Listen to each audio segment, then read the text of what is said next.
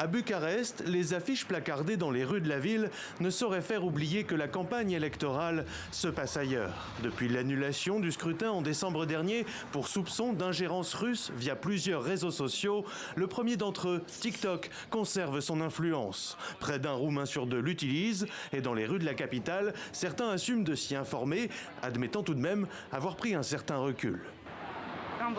J'ai vu beaucoup de vidéos TikTok des candidats, et surtout de celui pour lequel je voterai. Cette plateforme m'a permis de me rapprocher de leur vie et de leurs actions. Il me semble que sur TikTok, les informations sont vraiment invérifiables et je ne pense pas que ce soit là que les gens devraient s'informer. Ce n'est pas le lieu. TikTok peut fournir de bonnes informations dans de nombreux domaines, mais je ne sais pas si les élections en font nécessairement partie.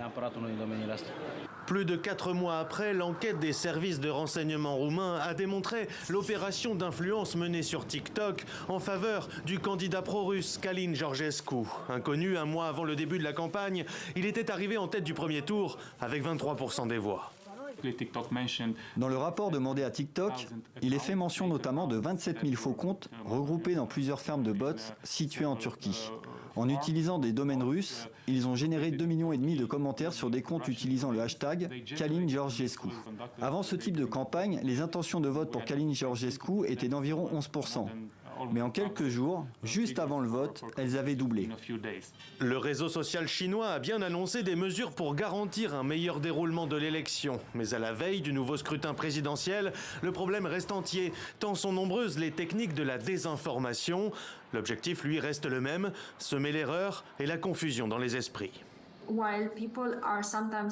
Si les citoyens sont parfois plus conscients de l'impact de la désinformation sur les élections, on observe aussi une forte crainte de la censure et un intérêt pour ce discours qui affirme qu'il ne s'agit pas en réalité pour les autorités de lutter contre la désinformation, mais de réduire au silence toutes les oppositions politiques légitimes.